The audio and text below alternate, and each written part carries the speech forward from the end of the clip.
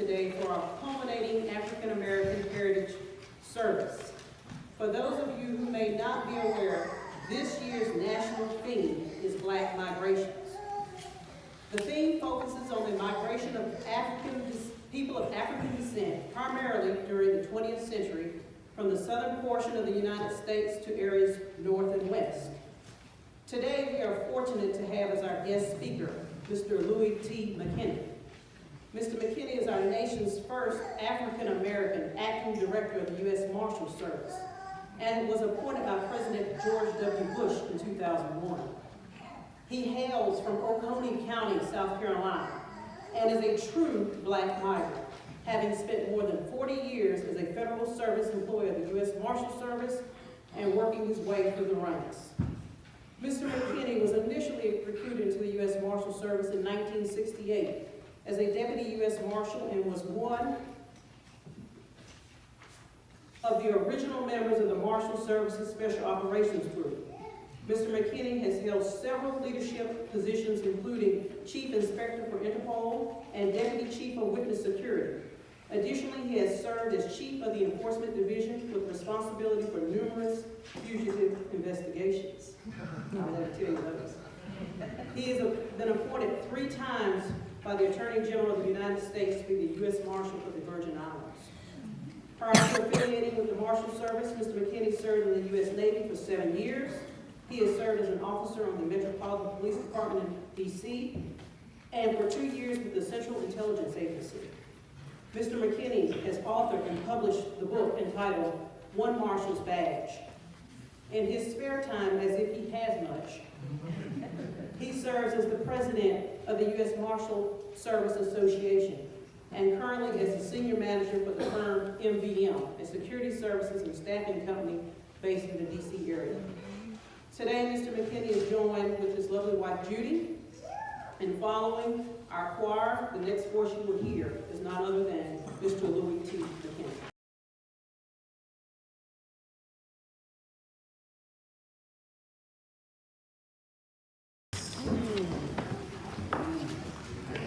Good morning. Thank you, Jesus. Thank Pastor Reverend Allen for inviting me to this historic event. You'll have to bear with me. I'm just getting over the flu, but I don't think you can catch it. I'm sure we'll read the time, but I think I'll be all right with you. Okay.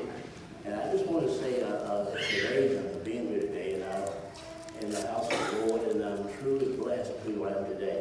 The things that I went through over my life history, when I first read the, I guess what the title was, I had to confuse it, immigration with integration. But I lived both of them, so I can talk about either one.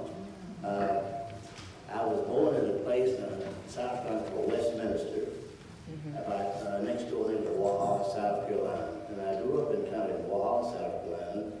And Walhalla is a town, Walhalla being garden up to God.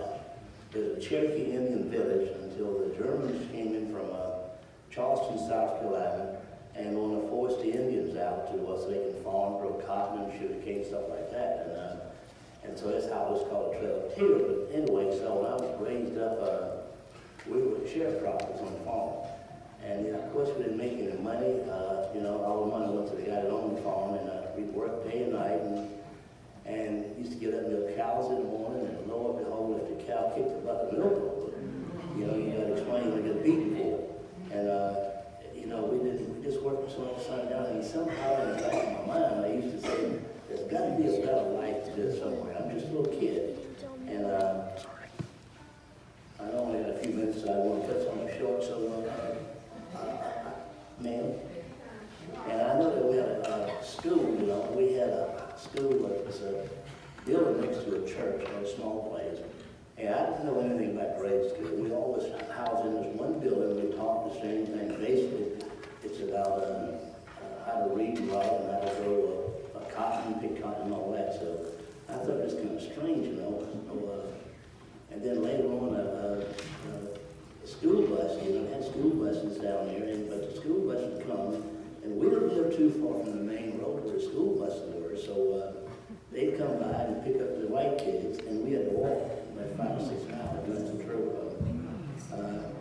I just couldn't figure it out. But I didn't think a whole lot about it.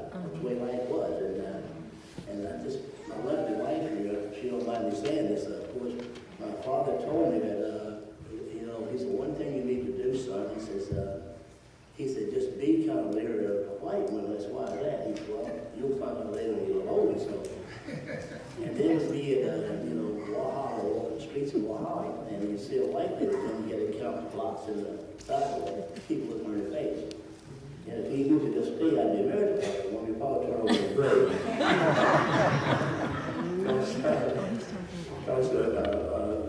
Well, everybody's kind of relatable. So we had a guy named Alan Green. He bought a lady a pair of red shoes, and I guess for birthday, she's very nice, but he's just a young kid. And he got rich for that, and that just scared me to death, you know, at night. I lay in the bed at night, and I'm just scared to death. But I used to, somehow in the back of my mind, you know, I said, it's got to be a better life than picking cotton and with these mules and horses. You know, we had no way to get around with transportation, so I used to have to ride a horse to church and to Sunday school and all that. And, you know, I couldn't tie them up in the yard because they duck get over the place, so they made me throw in the woods and tie them up.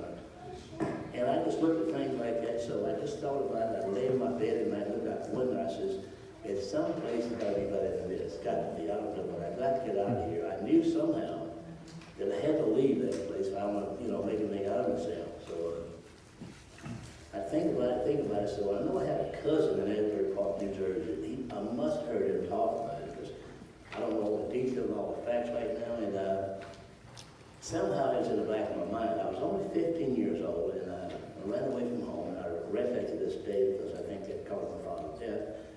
And I know he had the sheriff looking for me. And back in those days, you know, I hitchhiked from Walhalla, South Carolina to Asbury Park, New Jersey. And that's got the old night. And nobody bothered me, you know.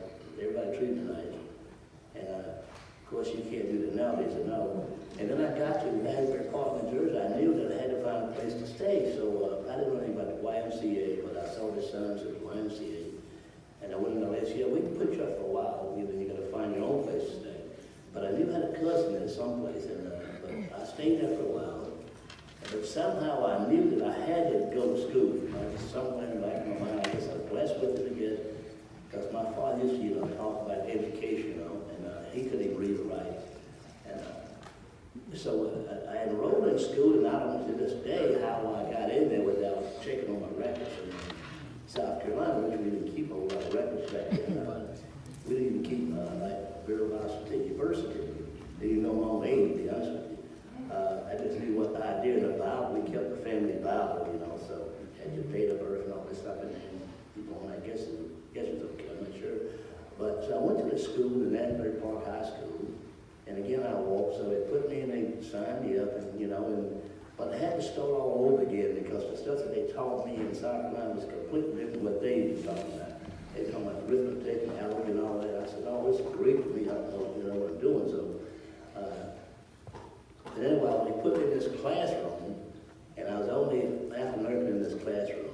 And back then we had like 2 seats, and they set me in this seat by this young lady. She was Italian, Barbara Bracchione. I'll never forget that. She became a movie star, and I was petrified all day, like sitting in that white woman all day. You know, I just could only move because I was so scared. And she said, "Where are you going here, boy?" I said, "Ma'am, no, ma'am." She said, "Ma'am, no, I'm the same age you are. What do you call me, ma'am? Yes, ma'am, no, ma'am." But that's where I was daily afraid. And I know on the weekend they'd go to the beach in Asbury Park, you know, swim and stuff like that. I made some kind of excuse why I couldn't go. Because I just feel that any day they're going to come and drag me out of that YMCA and lynch me, you know. I sat next to the white lady. So that was instilled in my mind for a long time. But another thing I knew too, that I had to get a job. You know, I just couldn't stay there, so I had to get a job. And I got a job in a barber shop, sweeping up the hairs, and, you know, cut those guys' hairs and all that. And I only gave me something like 50 cents a day or 25 cents a day. But I had to get another job, so I got a job in a restaurant washing dishes. And then I went on, I said, well, I need a little more money than this. And then I got a job on the boardwalk, setting up bowling pins. They didn't have automatic set about setting up bowling pins. And this went on for a while, So, and for a while, I got a little accustomed to being there, but I was still kind of afraid. And I was worried about my dad because you know, nobody knew where I was. You had no phone back then or nothing like that. So I know they said that the sheriff was looking for me, the state police looking for me. So I just kept it kind of quiet because I didn't want to go back home. And after a while, I guess, I don't know, I don't know what I went to. You know, I went to church because back home you have to go to church every Sunday, you know, being in the South. You stay all day in church on Sunday and go back to work one morning. But I knew that I had to I had to do something about that. So it was I don't know what kind of church it was. I don't remember what it was, but from school, they told me about this church I went to, and I was still a little afraid, but it's mostly a black church in Edinburgh Park. And it's a lady there to show you that all people are not bad. I was kind of afraid and scared that this lady knew that. Her name was Miss Wall. She's a white lady who was my mathematics teacher. And she kind of took care of me, and made sure that I had clothes to wear and to wash my clothes and all that. She had a place where you stay in the basement of her house, and I cut the grass and pick up the leaves in Edinburgh Park, and I stayed there for a while, and then later on, something said you got to go back home. So I went back to South Carolina, and I rode the train from Asbury Park to Washington, D.C. And then I got to Washington, D.C., I had to get off the train. I really got scared. Why did I get off the train? You got to go in the back in the caboose because the black folks stayed right up here down south. And, I thought it was kind of strange because I got used to being, I guess, integrated. So it was just amazing to live through something like that. And then once I got back home, I found out everybody was crying that my father had died. And to this day, I regret that as long as I live, that I probably caused his death because, he loved his kids, and there was 9 of us, and I was next to the baby, and my mother died when I was 2 years old, and I just felt, he just felt that, I just can't explain it now, how I felt about it. And so, I still can't stay down south.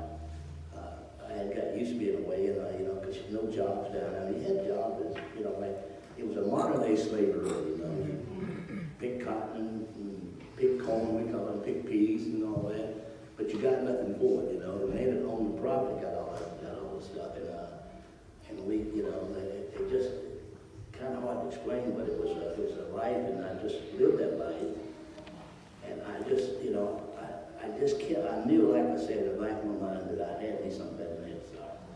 And so I said, I don't know how I can't go to school, I don't have the money, so a friend of mine said, well, why don't you try the Navy, U.S. Navy? I said, okay. And then I went to Navy, and I signed up to go in the Navy, and I passed the test and all that, so I went down to Columbia, South Carolina to take my physical, and I did all those things, so I know when everybody's in there, we all together, it kind of mixed a little bit. So when we come at night, we had to split, we had a place that the blacks had to go, and the whites stayed in the holiday or something like that. And I guess that was I later found it was part of the green book they call it, a place that black folks stayed. And I had no idea what I was signing up for, so I went to the Navy, and the guy said, well, we can take care of you, but you have to go in as a steward mate. I had no idea what that was, a steward mate in the Navy. And so basically what it was, my job was shine the white Austin shoes, clean their buttons on the uniform, press their shirts and all that, do their laundry. I served them meals and all that, and make sandwiches for them. And I said, man, I said, this is U.S. Navy? But that's what it was back then. So I said, I got to get out of here somehow. And I was going to try communication like radio with electronics. I didn't know what that means, ain't it true? And you have to go to school, I guess to pass the test. And the chief told me one day, he says, I tell you what, young man, he said, if you can pass this test, radio test, we'll promote you if you get out of steward rank. And no way did he even have to pass that test. I just waited to appease me, so, but I studied day and night, and I had another guy to help me learn the Morse code day and night, so they gave me the test. And I was the only guy that passed the test, and all those other guys had been to school. I'm not saying I'm smart or anything like that. I just studied, knew what I had to do, and they made me take it over again, so I cheated. I said, I cheated. We got a lieutenant standing there looking over me, so it took over again, and I got a high mark, and okay, so I became a radio. And a guy told me one day, he said, I'm so sorry, because I was reading what they call like a Bulldog code. There's some kind of code in my job that you had to read, certain things you didn't know, which I learned that too on myself. And he said, let me see, where are you reading that from? And I showed him what I was reading from, and I said, what's wrong? He said, well, I didn't think black folks had the kind of intelligence to do things like that. That's all I need, just a chance. Just give me a chance, Chief. So anyway, and then I'll talk to him, all right. And finally, I got out to the Navy, and I spent street in Washington, D.C., just a young kid, didn't have a job. And I saw this bus, D.C. transport said, "We need you." You know, I thought you was talking about me, D.C. So I started for the police department, and I went to school, the police academy, and of course I got a good mark at it, because I always believe in studying, trying to better myself, you know, educational-wise. So I remember then, when I got out of the police academy, they sent me to what they call number 6 precinct. It's all-white area of D.C. It's all-white precincts. When I got there, the sergeant told me, he says, "It's got to be a mistake because you don't belong here." And I said, "Mistake? I don't say I'm just a young kid." And he says, "Let me call down headquarters, make sure." He said, "No." He said, "You're going to stay here." He said, "Let me tell you one thing." He says, his exact words, excuse me the word, he said, "No niggas ride up there, you got to walk." So I could ride a police car. You know, and I guess they got my name confused with the kid had been white Irish, you know, I know I'm African American, so and they put me on, you know, you're supposed to work shift work, 8 hours, like from 8 in the morning, 4 in the afternoon, and rotate. So they put me on a permanent shift, walking from 12 o'clock at night to 8 o'clock in the morning. In a warehouse area, you couldn't even go to the bathroom, you couldn't get coffee, you couldn't do anything. You had to stay there, you know, so. I did it for a while, and of course they said, you know, he won't last long, he'll soon give this up. And then we had roll call in the morning, and I had to sit in the back in the roll call room, all in the back by myself, and I thought this kind of strange, but I said, I can't believe this. In the nation's capital, you know, when I grew up fighting a lot. I said, it's not gonna get you nowhere. So I just took it, you know, I said, somehow I'm gonna get through this. And so one night, working from 12 o'clock to 8 in the morning, one of the patrol officers got sick, and I was the only guy left that put in the patrol car with him. So he told me that I had to sit in the back, handcuffed like I was a prisoner, because I couldn't be seen in D.C. I couldn't be seen in a car like that with a white man in D.C. And I always thought that Washington used to be a free place, free nation and all that. Boy, I was totally shocked, so I said, man, I'm not going to sit in the back seat. There's no car handcuffed. I'm a police officer just like you are. And about 3 o'clock in the morning, you know, he didn't say one word to me, I didn't say one word to him. And so we got what we call a signal 13, the policeman in trouble. And so everybody has to respond, so we all responded on Georgia Avenue. It was like 2 black guys beating up a white police officer. And we all jumped out the car, and so, you know, I did what I had to do. And tell you what we did, we got him detained and all that. And he went back and told his sergeant, he said, "I can't believe that this guy did that to one of his own." I said, "I don't want to say what you mean one of my own." I said, "We're police officers, right? We're brothers." I said, "If that was me down there, hopefully you white guys did the same to me." And that kind of broke the ice, so they attacked it. And while I was a policeman, I was smart enough to know how to get an education, because you could go to, you know, college and the police would pay for it. And back then they didn't make you sign an agreement to stay there for a while. So I went to the University of Maryland and got my degree in, it was called police administration, but now it's called criminal justice. And I stayed there for a while, and so, you know, being home, you know, and, you know, my dad used to have these Western movies, you know, like Marshals and all that stuff, and I didn't know what he was talking about. He used to listen to the long range delays on the radio. We had no TVs, and a guy came into the precinct one day wearing a hat like, and I said, "Where's this guy from?" And he said, "He's U.S. Marshal." I said, "Where's that?" And we talked about it, you know, my big long story short, I was doing the Marshals Service, and I experienced some same issues, I being black and all that. Anyway, I prevailed, and I did a lot of things that, and like I said, I'm not spoiling anybody else. I was just in the right place at the right time. And I was blessed by God. Somebody looking after me. I'll say that to this day, that God looking after me and my family.